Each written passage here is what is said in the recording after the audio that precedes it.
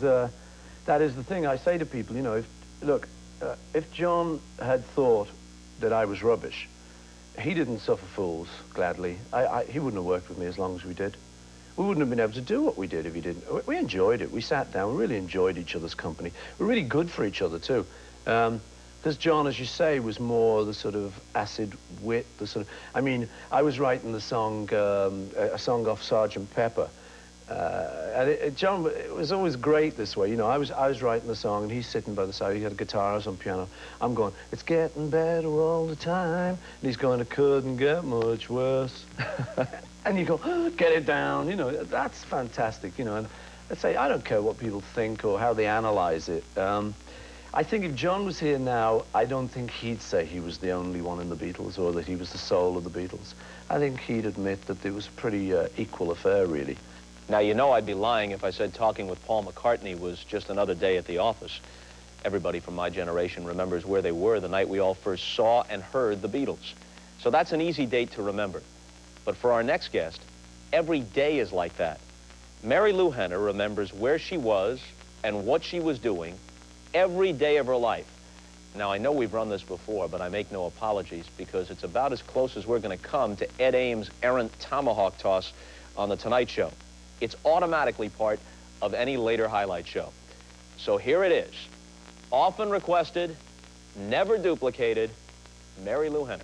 You can name any date in the last 50 years, I'll tell you what day of the week it was. And any date in the last 20 years, and I'll tell you what I was doing on that day. Is that right? So like when Ronald Reagan said, in his defense... You know something? I can't believe you said this, because when someone said, okay, August... Who remembers what they did August 8th, 1985? And I said, oh, are you kidding? It was a Thursday. And I had pasta for dinner that night. I was in Chicago. I was hosting the Oprah Winfrey Show that week, you know. And I said, you could name any date like that, and I would be able to figure it out. Is this blessing or curse?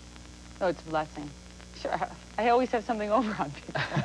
Nobody can argue with me about anything. So when Reagan said, hey, you know, who could remember August 85, you said, wrong, pal. Wrong, pal. August 8th, 1985, you know, which was a Thursday. Where were you when the men walked on the moon? Which was what? June? Was it June or July of '69? Who told you this? No, I just picked that at random. I swear to God, I just picked it at random. Come on, somebody told you. I swear to God, I picked it at random. Okay. Maybe I shouldn't tell. Okay, I was in Chicago. I was in... Oh, well, there's a shocking story right there. I didn't mean to pry that out of you, Marilu. I was in high school, and it was July the 20th. It was a Sunday night. Did someone tell you this? No, I promise you they didn't. I'd be honest with you. That's the night I lost my virginity, okay? Well, for one thing we know for sure, Neil Armstrong wasn't the culprit. Yeah. Did someone tell you that? I swear. Okay, all right. Can we cut that part out? All right, standing up in a shower. Standing up in a shower. Well, you know, I really think this is something that one would tend not to forget, even if they didn't have this special facility you have. That's true. And there you have it. Years later, Marilu tells us that perfect strangers are still given to starting conversations with her by asking, now, where were you the night men walked on the moon?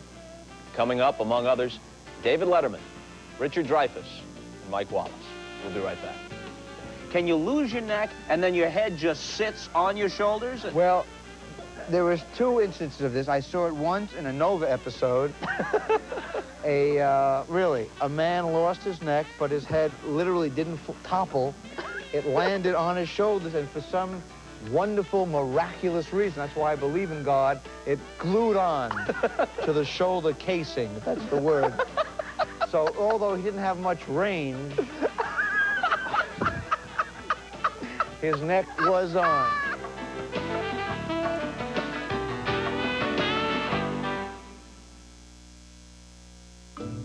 You know those credit card commercials where they tell you to jaunt off to some exotic paradise? This isn't one of them, okay? We're taking our MasterCard to the supermarket. How's that for exotic? Actually, I guess it is